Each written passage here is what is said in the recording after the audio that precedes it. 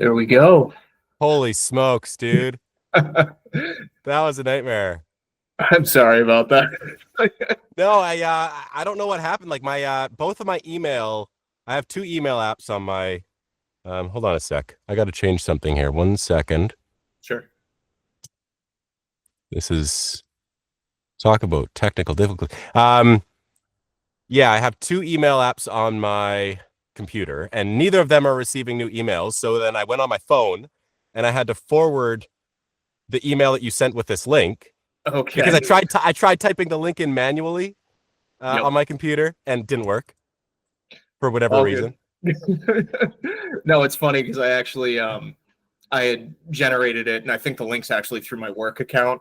So I was wondering, I'm like, oh, does the company have some like blanket thing where it doesn't allow it? But I'm like, I used to work customer support and I used it all the time. So I was talking to strangers like Yeah, daily all the time. So I I should have figured just called you. be patient. All good. Yeah, Well, 100%. it's Now, great. now, It's great to like meet you finally and like yeah, actually see man. you. Yeah, we had a lot of back and forth there. Good to finally put a face to the author. Hmm. A little older than the picture on the back of the book. A buddy of mine was complaining about that, and I was just like, "Do you know how much of a pain it is to like update any of that?" Yeah. Oh, So, 100%, dude. I've got my headshot. Now, they say you should update your headshot every 5 years.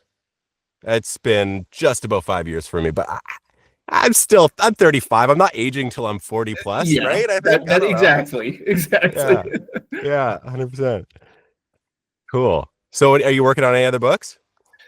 Yeah, I'm slowly. I have two right now. They're gonna be more like sounds terrible saying it this way, but adult fiction of just more serious topics because Man and Monster was kind of more of a young adult theme, and then I did more like contemporary young adult. I did two other books. I think I told you that just I would have hired you to read them, except they're both from a girl's Right. perspective, so it didn't seem very appropriate. No, it's not. But, It's not appropriate. No, yeah. that's the voice acting industry, man. Hmm. There's so many people to choose from. Like, why don't never settle for who you're comfortable with or whatever. Go with who's best for the job, right?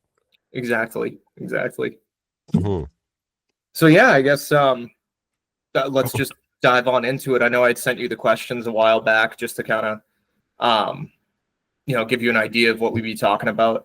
That being said, like I like the conversational style, so if we deviate, 100%. I'm not gonna go crazy about it. But Yeah, and by all means, ask follow-ups if you want, and if I feel like it's not something I want to answer, I'll just say, let's talk about something else. okay, no, sounds good. So, how did you end up in the voice acting? Like, tell us a little bit about yourself. Tell us how you ended up in this. Um, Yeah, yeah, I mean, the whole first five questions are somewhere in there. So, yeah. No, I started. Well, about me first. sure. I'm a husband. I'm father of two girls, 6 months old, and she's sick right now. I just had a super long nap with her, Uh, boogers galore, and a 5-year-old. my daughter Um, just went through the whole boogers sick oh stage. She yes, just came out of it. So, yep, very familiar you with have it. kids, so you Sorry. got kids. How many kids do you have? Just one right Just now. one. Oh, right So, on. How old is she? 15 months. Okay, that's the cutest So age, it is. It is. right? I've been enjoying it a lot. When Oh, under 6 months, they're very tiny, very fragile. It's a little yes. intimidating. But yeah, no, from like the 6 month period on, much more enjoyable. So Yeah, my sorry to deviate here, but my whole memory of my oldest daughter when she was young is like, man, I remember like throwing her and swinging her around and stuff. I'm like, this girl is 6 months, but am I allowed to do that yet? Like, no, I can't do it yet. when Trying to did we remember. start that? Yeah. Yeah, because that's when all the fun begins. Yeah, so I've got two daughters. I play music, guitar, and I'm a Catholic.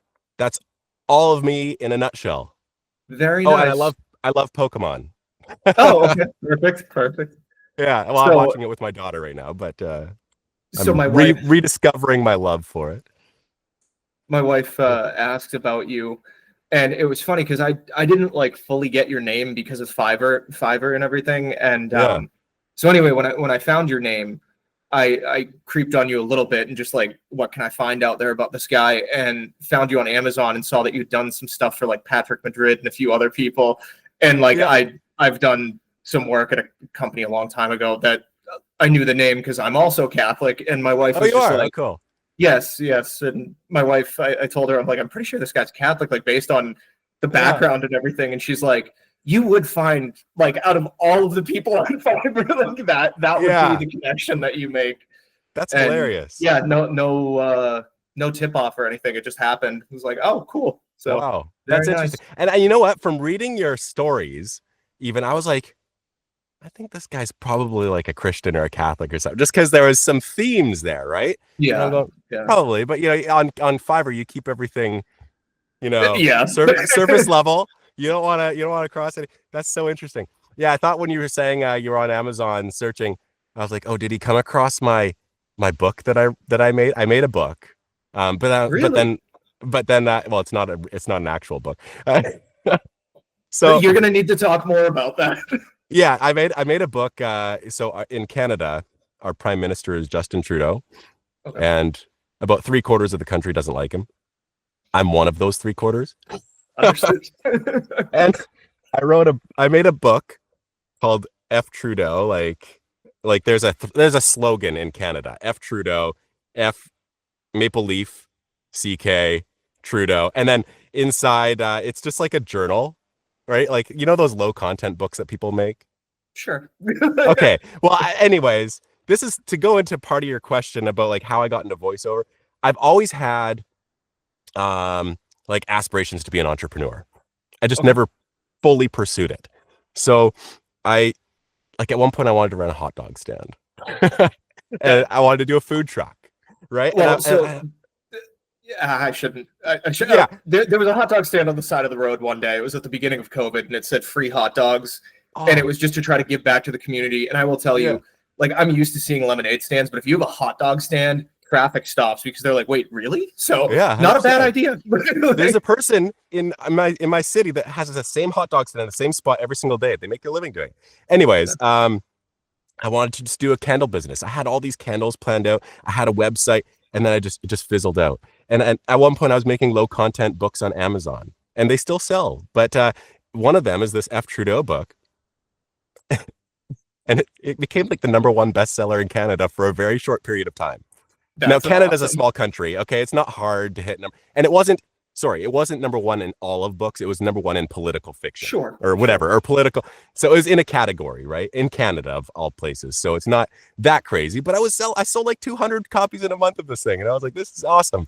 But most of my aspirations fizzled out. And, but I was working a 9 to 5 sort of railway job. Now, most railway jobs aren't 9 to 5, but I had the luxury of being senior because I was there for 10 years and driving to and from work 40 minutes each way and lots of downtime at this job, right? It's a union job. You're waiting for customers. You're waiting for all this stuff. And I was just listening to lots of audiobooks. I went, how cool would it be to read for a living? Like I love reading. Like I love Yeah. fiction. I love nonfiction. I read lots of nonfiction. And so that's what inspired me to start voice acting is because I was listening to all these guys and and then all those video games that I played growing up, like how cool would it be to voice those? And that's it. That's how the whole thing started. So I went home, I dusted off my microphone. It was under my bed, and plugged it in, recorded a few crappy demos, and it started from there, man. So how did Yeah. it build from there? Because obviously, again, creeping on your website, once you got your website up and you had sent that to me, I noticed that like you have a setup. You're not just like chilling there with a MacBook and some random speaker now or Yeah, microphone no. now. Yeah, it built from that. So I went an unconventional route. Most people, now the wisdom of the day is that you have to do it the certain way. You have to go get coaching and go get lessons and do all these things, right? And that's good. Those are all good things. But I'm the type that's like, when I'm starting something new, and I've started so many small different things and they never took off. And so I had this sort of lack of confidence going in. Like, oh, it might fizzle out again, right? Yeah. Just like everything else I've tried. I don't want to spend all this money up front. So instead, what I did is I went on Fiverr. I uploaded these demos that I made, self-made demos, And I, instead of paying to get experience, I was just getting paid peanuts, you know, $10 here, $30 here. Sometimes a $200 job would come in or whatever. Sure. And it gave me experience behind the microphone. It gave me experience in different genres. And it's So all we're for, sorry, go ahead. yeah, no. You finish and then I'll ask. Yeah, it gave me experience in all these different genres doing, you know, and it's all the people on Fiverr, they're not big clients usually. I have had a few come in lately. Um, but it's a lot of audiobooks, authors come to you directly. But most of what I was doing to start wasn't audiobooks on there. It was like, you know, content creators for YouTube. They come on there, Okay. they need a voice, they got $30 to spend, you know, Yep. and they got to find somebody just to do us like 3 lines for their video or like their Yeah. video animation or whatever they're doing. And so that's how So I got experience. when Yeah. you were getting this experience, were you still working for the railway and just like doing Yeah. this at moonlighting? Yeah. Okay. Yeah, Nice. 100%. Trying to Wow. juggle two things at once, gaining the experience. From there, it was well, it's actually that, and then on the side, I was auditioning for audiobooks on ACX, Hmm. and then I got there was a Christian publisher that gave me 6 books. So each book is at least 30,000 words, and I always tell people, a few people that I've talked to, anyways, getting into voice acting, is that start with audiobooks because you get one book that's 30,000 words. That's a lot of time behind the microphone, right? At least Yes. 30,000 words. A lot of time Yeah. behind the microphone. And a lot of you listening back and going, that sucked. and, then, and then going and listening to another audiobook narrator and going, that guy's good. And like, how can I apply that to what I'm doing? Listen to his inflections. You listen to their cadence and everything. How can I apply that? And then you go back and you try again and it still sucks, but it's a little bit better. And you have so much time to get so much better because you're doing So it. You're doing the so it, work. in that vein, no, originally Man and Monster, I started, somebody said, oh, wouldn't it be cool if it was an audiobook? And I was like, sure, and I work in, I've bounced around from a few different things. Like I said at the beginning, I was in customer support for a while, but I was doing marketing and specifically like video editing. Not that I'm great at it, but it's usually like technical slideshow type stuff that, it's pretty straightforward. But one of the companies that I had worked for, they wanted a talking head and nobody wanted to do it. So it was just like, okay, I'll do it. So I had the company's microphone because it was COVID. And I said, you know what? I'm just going to try to do an audiobook.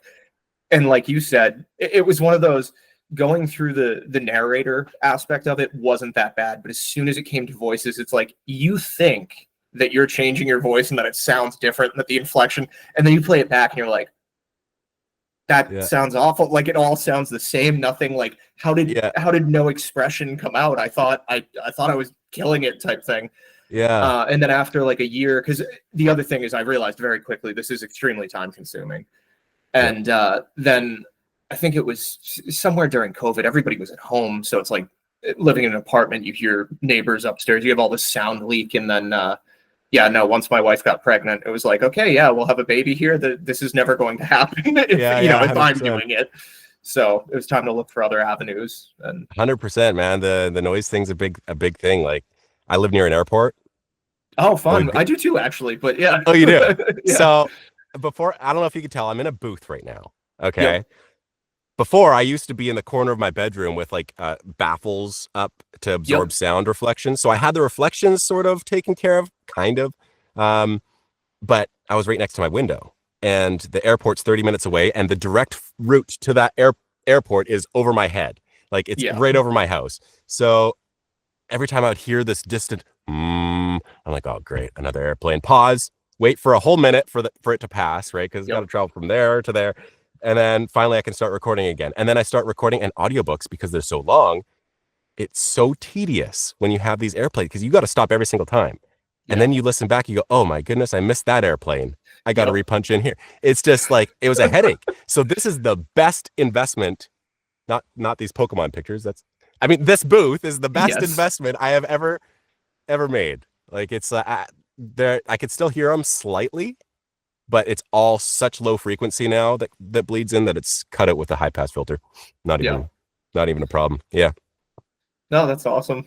That's all I Yeah, was going to say. I didn't hear anything in the audiobook, anything that sounded off. So, yeah. I didn't hear anything in the audiobook, anything that sounded off. I tried to So listen for it. you having the booth now, are you full time or are you still working full time and then doing this on the side? How's that? No, I left the railway job Okay. by Congratulations, I assume. yes, yes. Happily left the railway job. I'm doing it full time. Nice. I'm seeing upward trends with my progress, like booking every month. I'm booking more and more jobs, bigger clients. Uh, I'm seeing progress with, I got my website up. I've got everything flowing in the right direction. And then I got Good. sick for a whole month and I haven't been working. So it's like, this is the thing, man. I'm looking into like should I be looking into like short-term disability or something for this job? Like, once Yeah. you're sick, you can't work. How do Yeah. I, No, I don't, that is one of those jobs that, yeah, once you're yeah, sick, it affects everything. yeah. And it's not like I don't want to, like when you're sick, usually when you're working your labor job, like I was, or whatever, it's like, you really don't want to go to work. But Sure. I actually want to go to work, but I can't because I know if you could hear it, I'm still a little bit nasally from whatever I So have. I'm gonna circle back to something that you said earlier, and also something that you just said now. You said you're booking bigger clients and everything, and earlier you'd mentioned video games, and I noticed that you had put like a commercial that you voiced over. Yeah. What type of work have you done outside of audiobooks? Like, what's going on right now? Yeah. Actually, audiobooks are coming in a lot less because I'm not Okay. auditioning for them. I still have the odd Fiverr client that comes in for audiobooks. And it's a great place, Fiverr, for audiobooks, because you actually do get fair rates opposed to everything else, all the voiceover work. There's so many people that are sort of undermining the voice acting industry in a way. And I don't want to, you know, uh, hate on them. Like, I get it. You're starting out, you start with low rates. I Yeah. agree with that system. I did the same thing. But there's people that have been on there and I've noticed, like, you've been on here longer than I have and you're still charging $10 like Yeah. for 100 words of like, what are you doing? And I'm listening to your samples. I'm like, you should be charging at least 10 times that. You know Yeah. what I mean? So I'm just baffled. Anyways, like, how are you making an income? I don't understand. Like, maybe he lives in Thailand or something and like you live out like a king off $10. I don't know. Anyways, that was a side tangent from your main question, which was Just have you like broken into, so the yeah, audiobooks are slowing other down. What other other industries have you broken into, and right. like how going? What are the big clients? Not that maybe you can't talk about them, but like Yeah, no, about I could name talk about it. I them. just Yeah, can't give specifics on certain things. sure. Uh, I've only done one big video game, not allowed to talk about that. Okay. But most of my bread and butter is like corporate narration, whether that's e-learning stuff, which is actually one of the least amounts that I do, but like brand anthem, Yep. hyping up a brand, a product release, hyping up a new product. Those are my bread and butter, and it seems to be what people pick me for the most. I've Nice. had a few commercials, well, a few. I've had more than I can count on two hands now. No, that's I awesome. had one for Stello, which is like a glucose monitor. I had one recently. Oh, I had a few political ones for your guys' election. Oh, that's Yeah. that's Oh, yeah. If interesting. you were in Colorado or Wisconsin, you may have heard my voice. That's funny. My best friend actually is in Wisconsin now. His family's from there, and he ended up like moving back. But yeah, I'll have to ask him about that. Be like, hey, did you Yeah. hear his voice? Like, Yeah. Yeah. You probably wouldn't know. Like, I just sound like another guy on yeah, doing a political ad or whatever, and they're always usually negative. So that I was they some are. serious guy. That they are. Uh, yeah. I've done quite a few commercials now. Between TV commercials and online, but the bread and butter is like all those corporate, safety talks, or here's our site, or here's our Yeah, product. That's my bread and butter. nice. Yeah. So I know you put up the website. I'm assuming that's after you built up enough of a repertoire and everything. You built this website. A, just how's the website doing? Have you seen some traction from that? And B, like, what's your dream job? What's your end goal? Is it to just be, because this is one of those weird questions where a lot of people are like, oh, I want to work in this industry ultimately, like I'm taking the steps to get there.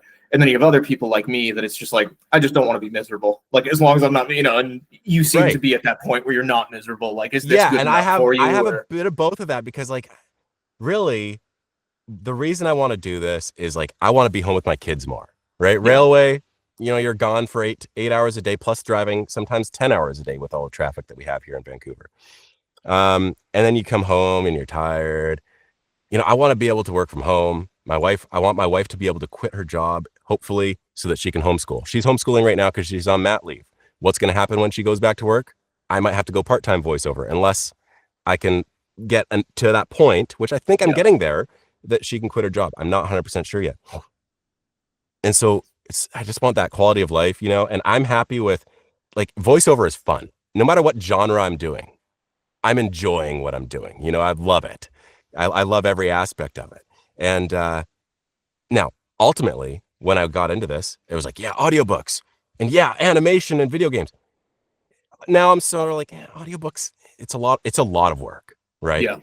And the reward isn't as high as something like a commercial.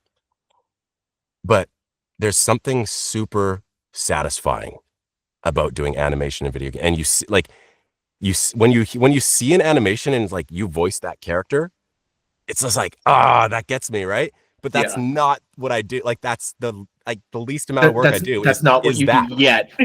Yeah, exactly, right? But it's also a completely different area to break into than your standard what I'm doing right now, right? And what I'm doing right now is accessible. It's easy to get work there for me. And I don't seem to land as many animation jobs. There's guys that, that's where they trained. They trained in like studios, acting with other actors and doing back and forth and doing improv and all this. And all that experience really helps in animation. I don't have that. I did do a course where we did some improv and did some other things, but those guys have a leg up on me, right? So I don't land as many of those jobs. Now I could go and get the training to do it and go from there.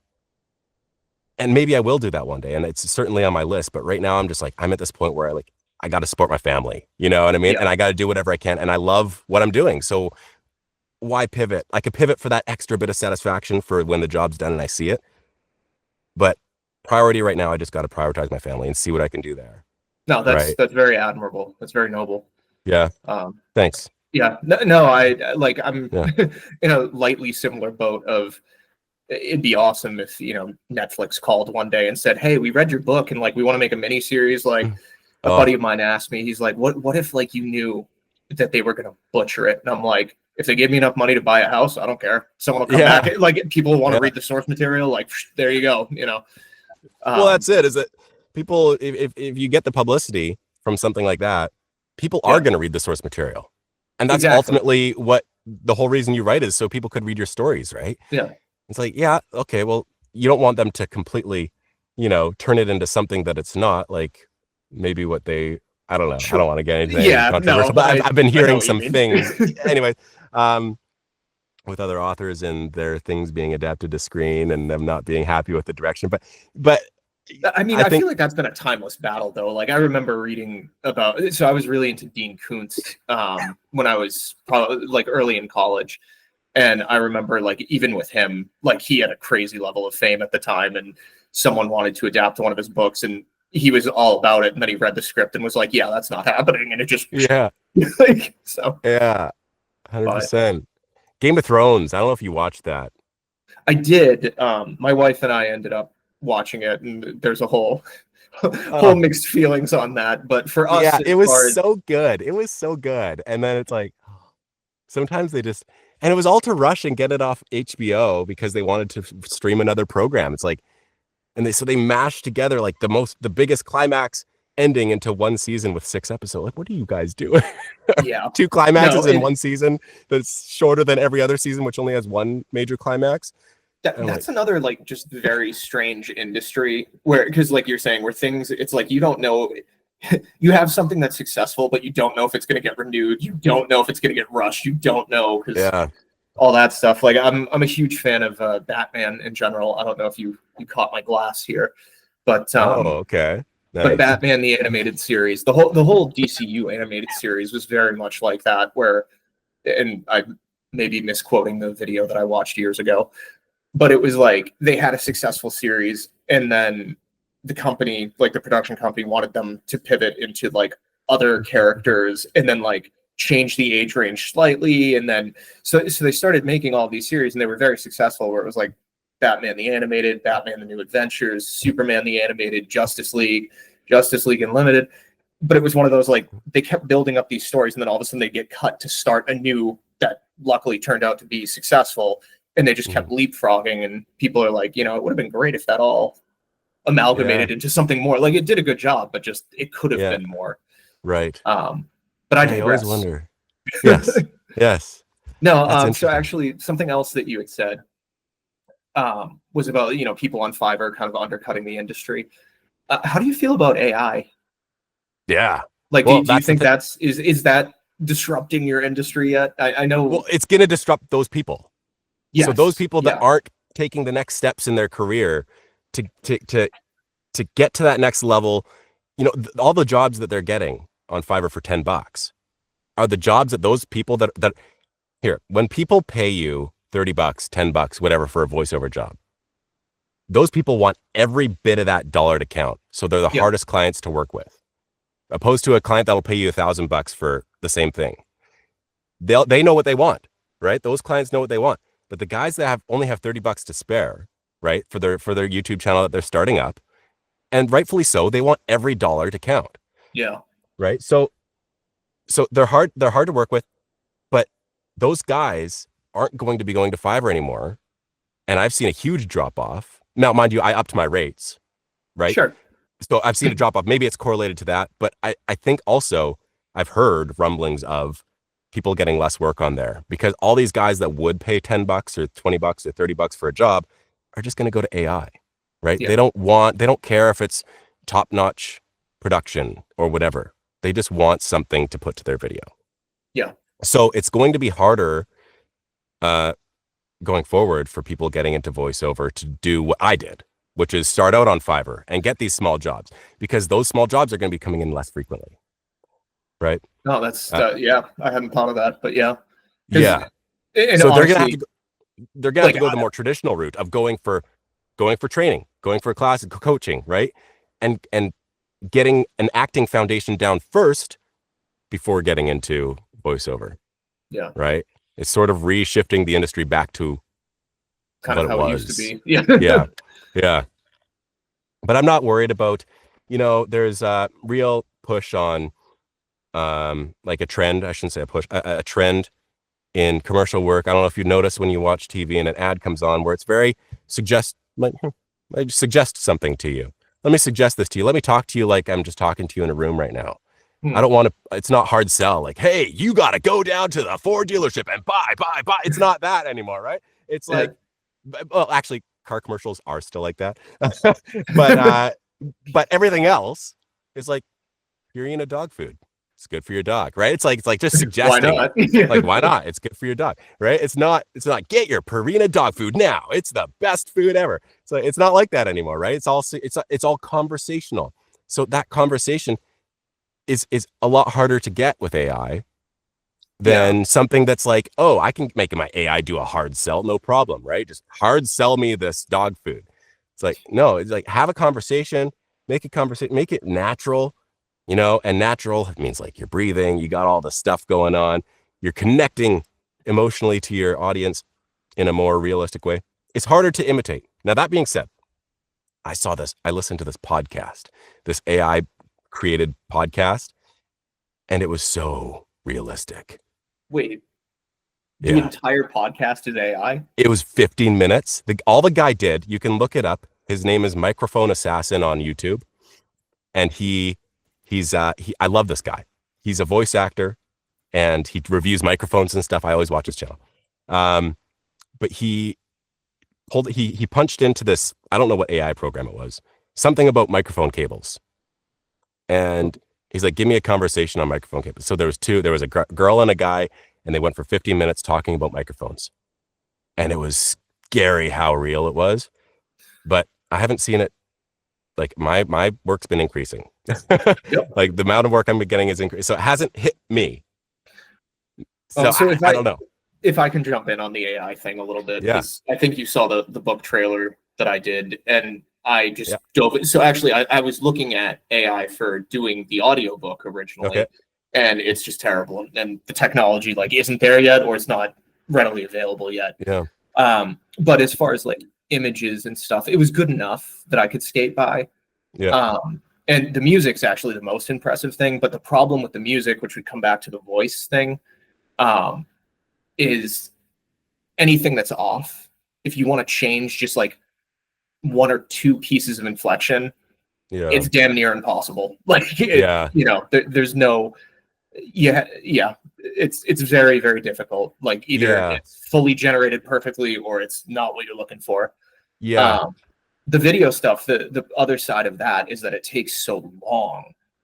Yeah. I was thinking about doing a video actually of just like the software that I used and how I made that trailer and just the unbelievably creepy things that came out of it with like the most basic prompts that it was like, Yeah. yeah, these are things of nightmares. I'm not using them. Six fingered people and Oh well, no. One of the best was the whole. So I started actually. I was trying to make like a concept for if the book ever became like a mini series or something. And I was doing the first one there, the City of the Lost, and people in masks. Which first of all, it had a very hard time doing masks. okay. But when it described the children, just children running around wearing theater masks, you got some real creepy stuff. Yeah. That it was like, I don't know that I want this anymore. Never Yeah. mind. Like I'm done.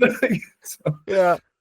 Oh man. Yeah. I remember watching a video that somebody made a commercial for some beer company. And so it's everybody's at a party with like a keg and slowly like fire just starts burning and it just like burns the whole party down and there's like people with six fingers and like weird I don't know what they're doing like arms are like longer than their whole body and they're like drinking. It was just like this weird awkward commercial. It was so funny and then you got everybody in the comments like taking a screenshot and like circling part of like what is this thing. yeah, It's hilarious. AI I is had a great few of those for too. the comedy, right? It's great for the comedy. Yeah, yeah, Yeah. no. Yeah. All right, I don't know. I'm gonna take a look real quick because we talked a little bit Yeah. about. Okay, so we talked about this. We talked about this. Uh, what kind of preparation do you do before recording? I think that's it. Oh, yeah. It depends what I'm recording, Okay. right? Um, Audiobooks are different than everything else. Well, everything's different than everything else. But audiobooks especially, because it's such a long process that I'm always communicating with the author, like, how do you want this person to sound? Yeah. Because if I record the whole thing and I come back and it's like, oh yeah, no, that guy shouldn't sound like that. It's like there's like 100+ lines of that guy. Like I can't Yeah. re-record it. So you got to get it right. And you better get it right. Right. So there's getting the character voices is one thing. Understanding sort of how not so much the voices, but also how the characters act. Is this a snarky character? Is this a sarcastic? Is this like a calm, peaceful, or you got to get the that about each character as well if you can. Um, but then for other scripts, say like a commercial script, you want to know who you're talking to. Who am I talking to? Uh, what am I selling them? Should I be selling or should I be suggesting? You know what I Yeah. mean? Like, what is the client ultimately? What does the client want? And I got to match that, Yeah. right? And my preparation, like so far, what I've done is I don't go in and mark things up, and I do it in my head. I Okay. look at a script and I do a cold read, and I go, oh, okay, obviously that should change. Like that shouldn't Yeah. be. I shouldn't have read it like that, obviously. And so it just sort of comes to me in my head when I'm doing a cold read, and I go, okay, that's going to be adjusted. That'll be adjusted. I might do another take and go, oh, actually that should have been adjusted. And then I do my third take, and that's usually it. So Cool. not a lot of prep, not as much preparation going into that. One thing you got to be careful of, because when I started doing like commercial work, auditions and stuff, I didn't know what a fourth wall was. A fourth wall is basically when you break down the wall between you and the viewer. So you're doing this commercial, and or sorry, not between you and the viewer. It could be between you and the viewer. It could be, but I think it might be more between you and somebody in the script.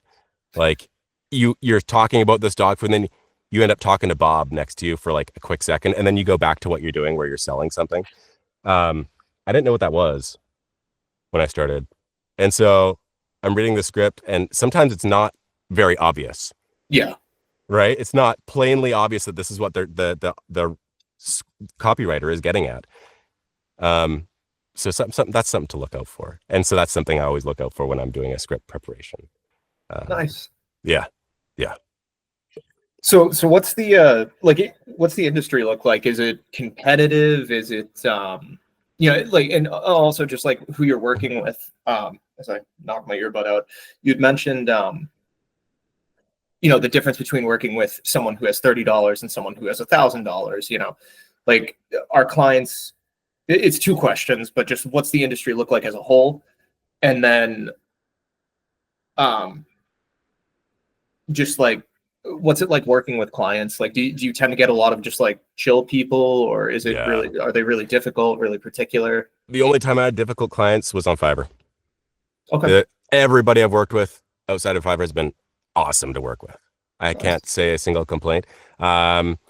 And now, mind you, I met you through Fiverr, and you were one of the best people I've worked with on Fiverr, bar none. Like, and like I said, audiobooks, you get different on Fiverr, and I highly recommend Fiverr for audiobooks to other people because you do get good clients on there. And sometimes for animation stuff, a lot of the time you do get good clients on Fiverr. But when you have the bottom barrel prices, when you're starting out, that's when you have trouble clients that it's like, oh no, that like they pay $10 for something. You submit it to them. I submit it to, and I would submit it to them with like 5 takes. And they're like, no, it needs to be like this.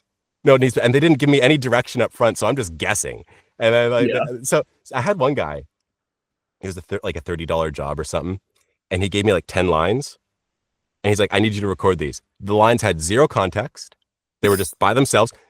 I think most of the lines had 0 punctuation. So I couldn't even tell if I was, energetic or anything. I couldn't tell anything. I had no information about the character. So no context, no punctuation, nothing about the character. Just the character's name is this. That's it. That's all I got. I don't need his name. I need to know what he's like. Yeah. Give me his personality. Give me a psych profile. Give me something. So I went in and I just recorded, and I did like 2 takes of each line. And I sent it back. He's like, oh no, he was supposed to be yelling that part like his friend just died. Like, well, like, tell me that, please. Because I tried asking up front too. But when you order on Fiverr, you have a deadline, right? And if you don't hit that deadline, you get penalized.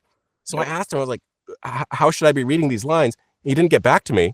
I'm like, I got to hit this deadline. So I just recorded it and sent it off. He's like, oh, no, it should have been like this. Oh, so like, this is the type of stuff you deal with on Fiverr. Now, since then, I up my rates.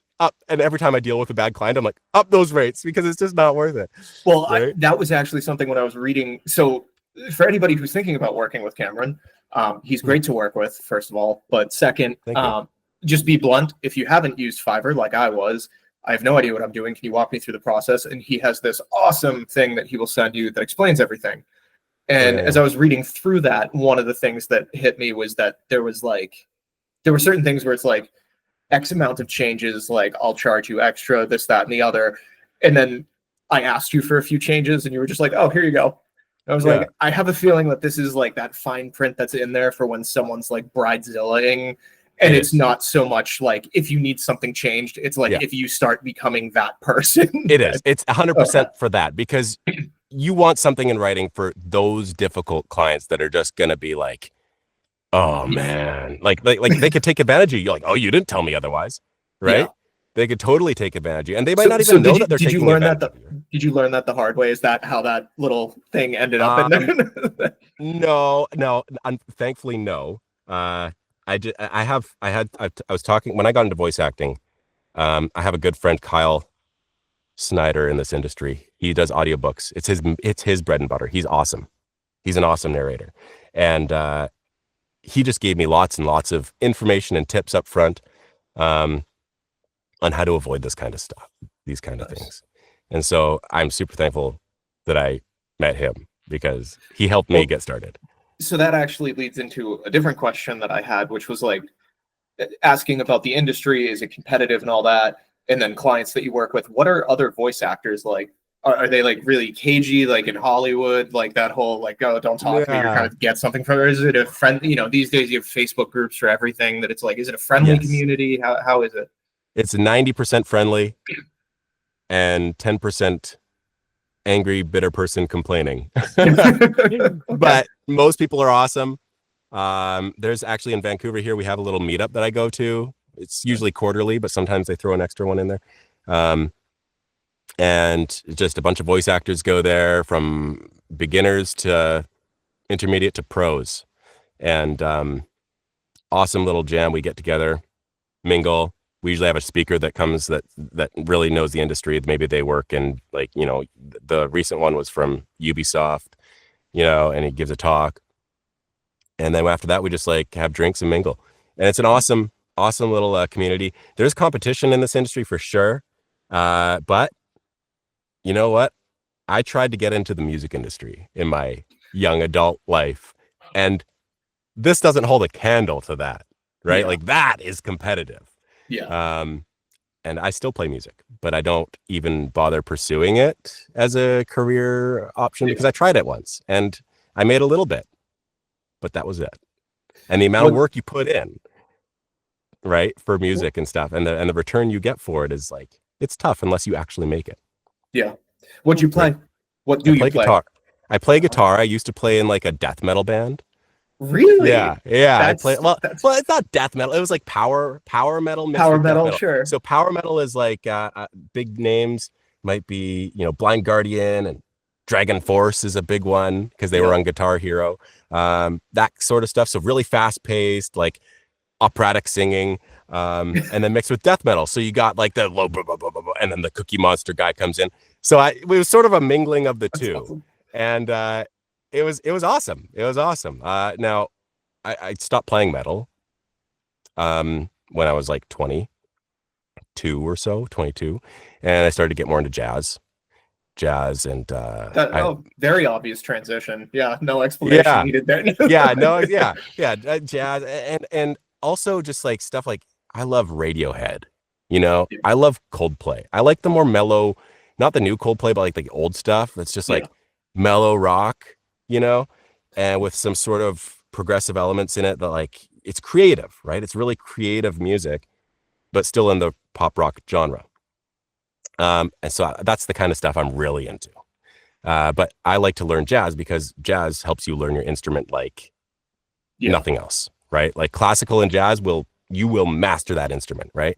So I like to learn jazz because, well, I enjoy it, but also because it really helps me improve. And I've seen the most improvement in my playing since I started learning jazz. But I I, didn't know that about jazz, but it Mhm. makes sense. And no, that's pretty neat. Yeah, yeah. But what was your question? I think I went off on another. I honestly, I think it had It's to okay. do with the friendliness of Yeah, the community versus like competitiveness, and that's what brought you back to the difference between the music yes, industry and thank you. everything. Yes, and that So was the difference. Yeah, because that was way too competitive. It is competitive, but you know what? There's a voice for everybody that's looking for a voice is looking for. They have something in their head, and so really, when you think about all the accents out there, all the different voice types, every single person, one of us 7 billion people on this, is it 7 billion now, has a unique voice, right? We yeah. all have unique voice. So there's only one you, and so if Mhm. you're good at what you do, you'll get jobs, right? Like that's what it is. You got to be good at what you do, and then the work will come to you because not everybody sounds the same. Yeah. Yeah, yeah. And 50% of your competition is female, right? If you're a male or I hadn't male, thought of if that, you're but yeah, you're right. right. Yeah. Or yeah. So there's lots. That's half your competition. Half of everybody that's doing voiceover is not your competition. Well, and even just it also, spreads the jobs. Like you were saying, we were saying earlier about how like the other two books. It's like, sorry, Cameron, they're Mhm. both from female perspectives. I'm not gonna have you. Yeah, 100%, So 100%. Yeah, yeah, awesome. yeah. I'm thumbing through the questions again over here, and honestly, I feel like we, in natural conversation, covered a lot of it, which I prefer.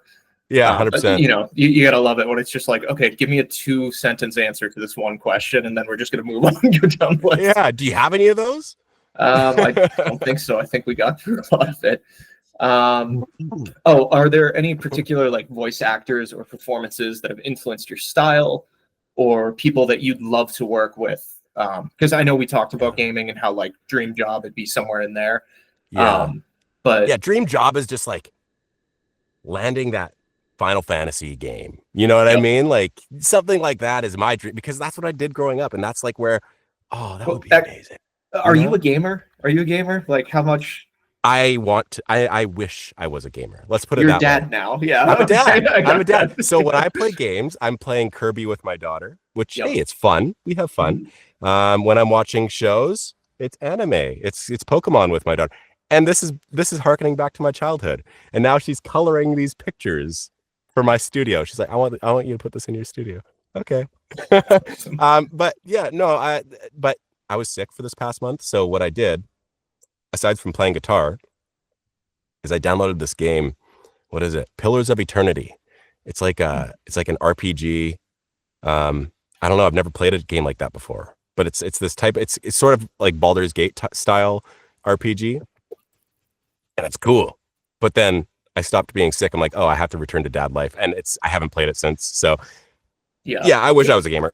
So like as someone who writes, obviously like story-driven games, I love it. I just that's my favorite style of gaming. Unfortunately, once you're a dad, you have no time. So yes, like I have one friend in South Dakota that he's from here originally, but we keep in touch through gaming. So like I'll play Call of Duty with him, and it's easy because it's roughly a 10-minute match. And just like honestly, if I have to just turn the thing off in the middle of it, don't care. Yeah. But no, my favorite games are more like before my daughter. I played, I think it was when Spider-Man for PlayStation 4 came out, that Spider-Man game. Okay. Days Gone, which was a zombie game, and the third Witcher game. And those, like, if I could only play 3 games, those would be the 3 type thing. Witcher was unbelievably good. Before my daughter was born, I sunk 90 hours into that game. This is before my daughter was born. Yep. We were in the middle of moving, so we were staying in a friend's basement suite. And what do? All of our stuff's in boxes. I just plug in the PS4, man, and I got Witcher 3, and I played 90 hours in like 2 weeks. That's a lot of gaming for me. Like there's some league gamers out there like, I do that in 2 days. Like, how do you do 90 hours in 2 days? But me, like 90 hours in 2 weeks that's a lot of gaming, man. And I don't think I've sunk that much time into a game in such a short period of time, other than when I played Witcher. I didn't even think I got halfway through it. I was just playing Gwent the whole time. Oh my gosh. I dodged Gwent. Yeah, no, I didn't. You dodged it? Yeah, no, I just wanted to go, sword and sorcery, just like go cut a bunch of zombies or whatever, No, see, I'm a different Witcher, I know. style player than you, obviously. All I did is I hunted people down. I'm like, will you play Gwent with me? Yes, I play Gwent. And then I need you to go on this quest. Yeah, no, I was the guy going for the bar brawls. Will you fight the champion? Yes, I will. Yeah. Oh, man, that was a good game, though. It was. But once I hit 90 hours in 2 weeks, though, I was like, I had sort of like this crisis. I was like, what am I doing with my life? Yeah. I gotta reorient. I gotta do something. No, I remember the first time I played Witcher, I want to say, because I feel like I had played it earlier sometime, like before I bought it, because a friend recommended it to me and it was really cheap at the time. But no, I had played Skyrim in college. So it's one of those, once I turned it on and saw that like everything about it, I was like, oh no, I don't have time for this, and just like turned it off. I was like, before I get sucked in. But it's the story writing and just the emotional drive of that game, the voice acting, everything, it was so much better than Skyrim. So yeah, and that's this game I got recently, this Pillars of Eternity. There's so much dialogue. And I'm like, man, I really want to play this game. And I don't have time for this dialogue. And there's so much. And like some of it, like half of it's voice acted, half it's not. So they'll like talk for like 3 paragraphs, and then it'll go like, no more talking. Like, well, that was weird. But I get it. I guess that was the important part. But it's and the music in these games too. Sometimes the music can be so good. It's just like, I want to be a gamer, man. So I'm getting my daughter into gaming. Right? Nice. Yeah. So I'm sorry, we digressed. I digressed on that one, but yeah, Yeah. like, is there anyone that you would want to work with? I know you said you were a huge Yeah. Crispin Freeman fan. Then Yeah, I love Crispin Freeman's voice acting because he's in all the animes that I loved. I don't want to say growing up because I started watching anime as a 20-year-old. okay, but we're always he's in growing all of up. It's those, fine. and he just has this natural speaking voice that's like I could listen. I don't care what he's talking about. I've Yeah, listened to his podcast. I don't care what he's talking about. I could just listen to this guy all day. And there's danger in that because like as a newbie getting into voice acting, what they say is that you should listen to lots of people and copy them. But then as a newbie, you fall into the trap of copying their voice and yeah, trying to sound like them, right? But no, it's like listen to their cadence, listen to their inflections, listen to how they ask questions, listen to how they read paragraphs that have brackets or whatever, right? It's like yeah, copy that, right? Because yeah, that's ultimately they're doing it right? I think there's an objective way, a good, objectively right way to read a script. Obviously, we could bring some, like, our own experiences into it, but there's a good way to read a script and there's a bad way to read a script. It's like that's what they mean when they're talking about copying. So I remember when I started, and because one of my favorite audiobook narrators was Michael Kramer. Now, okay. people on the internet, if I search, they either love this guy or they hate this guy. And I love Michael Kramer, man. He does all like the Brandon Sanderson books. Okay, I was gonna say, is it anything that I would know of? Yeah, so Brandon Wheel he does Sanderson. he does the Wheel. I think he does Wheel of Time, but the ones I listen to is like the Mistborn series, which is Brandon Sanderson's first trilogy. Wait, And he was is that Way of Kings? no, that's his biggest series, which I Okay. have on Audible, but I haven't gotten into it because it's 50 hours long per book, and I don't have time. I made the mistake where I had listened to Patrick Rothfuss, The Name of the Wind, that whole thing, and then Yeah. like after that, someone was like, "Oh, read Brandon Sanderson," and I listened to like an hour or two, and it was just like, I'm sorry, I need like a palate cleanse of something completely different. I just can't, Yes. you know. Yeah. Yeah. Oh, dude, Name of the Wind, the audiobook is so good. It So that was is another one. It's funny you name that because Nick Podell. Nick Padell. So my two guys that I would go to like just like listen, like here's how you narrate. You Yeah, listen to these guys. Like they were so good. And they were so good at doing the character voices and everything. Nick Padell, I think, probably does the character voices a little bit better than Michael Kramer. I'm not sure. They're both so yeah, good. And Michael Kramer's just got the thing I like about Michael Kramer's narrating is that he's got this droning, deep sort of like he's got this sound, right? Like yeah. like the sound in his throat when he talks, and it's just like this guy is like epic. He should be narrating all these things, right? So he's really good. Yeah, but who would I want to work with in this? Who I want to work with in this industry? I would like to work with my friend Kyle. Kyle's the guy I talked about earlier. He's just he's at the same level as me, but or a little bit ahead. He's got some especially in the audiobook world, but he's just an awesome guy, and I would love to work with him. How'd you I, guys meet? on one of those Facebook groups, I'm like, I'm in Vancouver, and he's like, oh, I'm in Chilliwack or something like, which is like an hour drive from me. I'm Oh, like, okay. oh, that's crazy. Like we're in this Facebook group that's for voice actors mostly in America, and here we are, two Canadians like right next door to each other. And so he comes out to the meetup that we do in Vancouver, the meetup we do every quarter or so. He comes out, and then we mingle then. And we do sometimes we talk. We have like a group chat on Facebook and stuff. And so just a good solid community where we keep each other in check and talk about our qualms and our successes. Oh, that's Yeah, awesome. No, yeah, it's a good, good. good Yeah. community, worth its Oh, weight in solid, gold. very solid community, and yes, absolutely worth its weight in gold. Yeah, 100%. So getting close to wrapping up, but Yeah, do you have any advice for any new people joining? I know you mentioned Fiverr being a good option, but anything about what type of microphones or soundproofing or no, general mindset, get used to rejection, anything. 100%. Get used to rejection. Okay. Don't worry about every job you didn't get because there's going to be a lot of them, and the reasons people don't pick you, you don't know. It could be because you just didn't have the voice that they were looking for. Doesn't mean that you're bad. And with criticism, I don't know. It's so easy to look at one person's negative review and get down on yourself.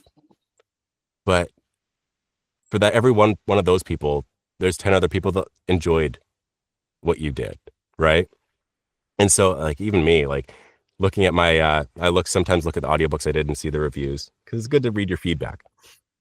Sometimes you could take something from it. And I read one that was just like, this is the worst narrator I've ever listened to, or something like that. I'm like, oh, Well, it's great. It's Yeah. great because the negative ones always say stuff like that, but then they don't give any constructive aspect of No, criticism, like what you no. did. It's just like, this guy Yeah, sucks. yeah, yeah. But you know what? It's like, hey, okay, I could have improved on that. I could have done a better job. And thinking back to that book that I did, it was quite a long time ago. Yeah, I could have done like my female voices are, like I could have done better. There was a lot of female characters in that book. Maybe that's why they didn't like me. Anyways, I imagine it's hard when your voice is as deep and epic as yours is. That like, yes, it's very hard to do a female. But it's just don't let that stuff get you down because there's so many. I could go and look at all the other reviews, and it's like people are 5-starring the narrator, right? And they're not being 5-star all across the board. They're 5-starring me above like the story and stuff. So it's like, but you do get those negative people. Yeah. And part of this job is like you got to get thick skin, or you're gonna get it. Yeah. Either you have to come in with it, or you're going to get thick skin, or you're going to drop out because it's too hard for you. And take every bit of criticism that somebody gives and go, yeah, you know what? They're right. I could improve. Maybe they're not completely right, but there is room for improvement, and there is always room for improvement. For coming from a music background, man, like I would look at myself and I go, look at me from a month ago and be like, I sucked. I was really hard on myself. I sucked then. I'm so much better now. And then a month later, I go, I sucked then. It's just a constant improvement. And I still have that mindset where I'm like, I listened to something like 2 months ago. I'm like, man, I got so much better since then. And I listen to something like today, 2 months later, and I'm like, man, I got so, you know what I mean? And it's always trying to improve. It's always trying to improve. And as long as you do want to improve and you seek out improvement, listening to your old stuff, listening to what other people are doing, how can I improve on what I'm doing? You're going to get better. Going into this industry, microphone. This is what I'm talking to right now. You can't see it probably. That black stick. Yep. I'm not talking into this right now. This is that. This is a very expensive microphone. It's a Neumann TLM 49. You don't need something like that to get into this. This is also expensive. It's $1,000 microphone, roughly. It's a Sennheiser MKH 416. And what I really like about this mic, first off, it's industry standard. Okay, so like everybody in the industry knows you got to have one of these, right? Eventually. Yeah. When you get serious, you have to have one of these. The other industry standard is a Neumann U87, which I don't have. I have this, which is like as close as you might get without getting the U87.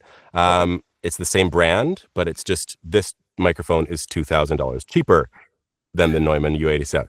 Right? The devil's in the details, man. Do I want? Yeah, and it's such a small difference. Like, do I want to go spend $5,000 on a mic? Like, I have one of the industry standards right here, right? And it's a solid mic.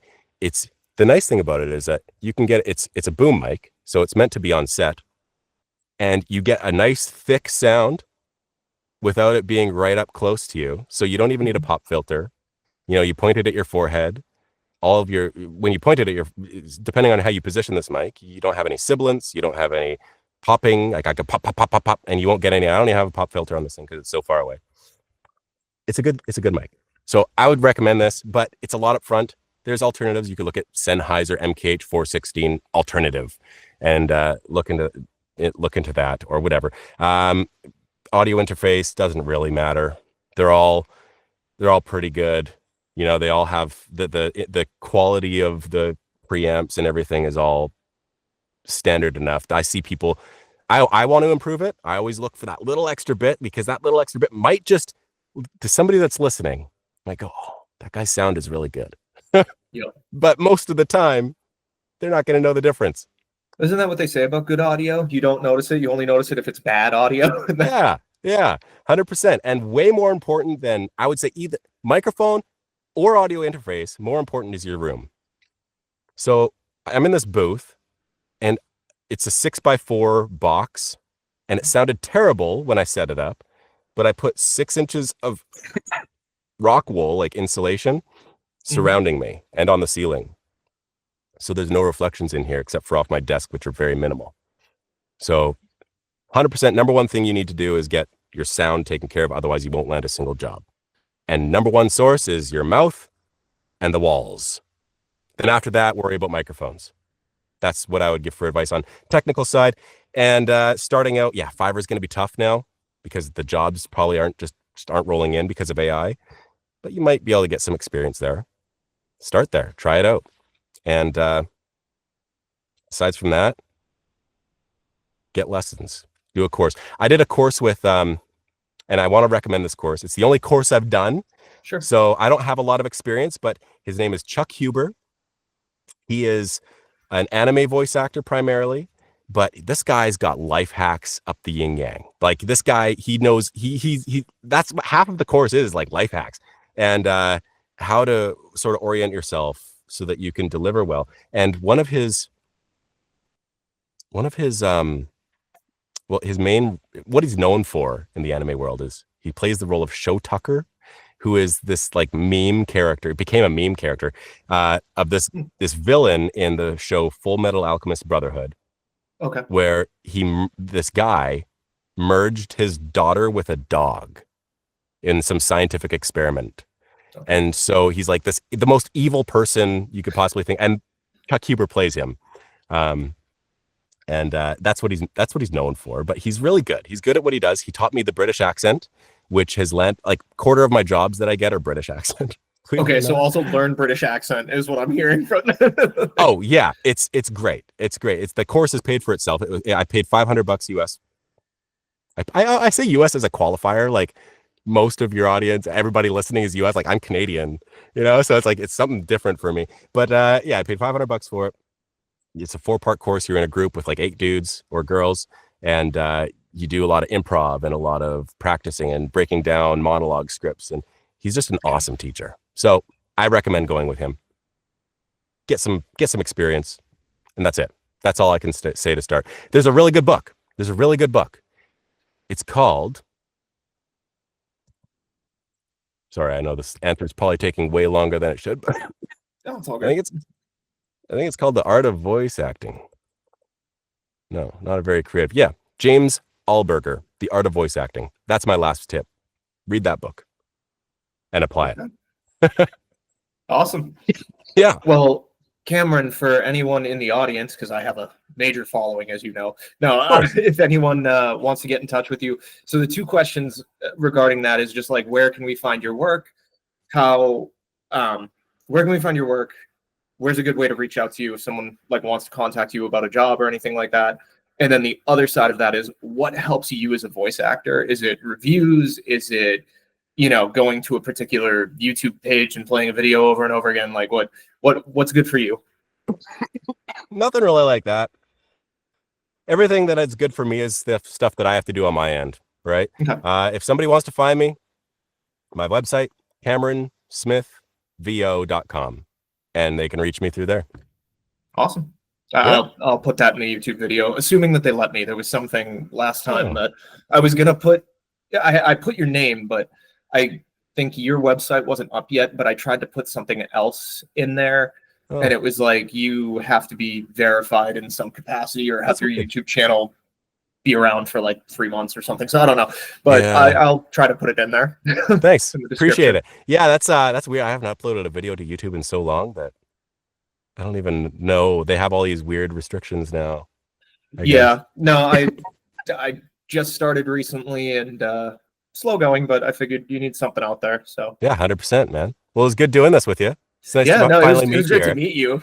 Yeah, 100%. It's cool to know that you're Catholic. That's crazy. That's so mind blowing, man. It's like small world. It's a small world. It's a small world. That's so cool. That's so cool. Anyways, man, I'm gonna go have dinner with my daughter and my wife and my mom and my in-laws because we all live in the same house. Oh. yeah. There's something else about me you didn't know. Okay, man. Nice. Take care. All right. Yeah. If you're ever in the States, let me know. Yeah. Where are you? Where do you live? I'm on the East Coast. I'm in East Coast. a place called New Hampshire. So basically, I'm an hour north of Boston. I Is know New the Hampshire. I know New Hampshire. How do you know New I Hampshire? follow politics in your guys' country. Oh, okay, that. I don't want to Why get would you into do this. that? Why would you do that if you don't live here? Why would you Oh, follow it? it's It's it's just awful. satisfying. It's satisfying. I don't. I have. I love politics. I love listening to how different people think on different topics and all that stuff. So that's a Wow, conversation for another day. But yeah, I love understood. it. Yeah. Okay, Nice. man. Well, thank you, man. Good talking to you, and yeah, Yeah. another Take care. time. Till next time. Till next time.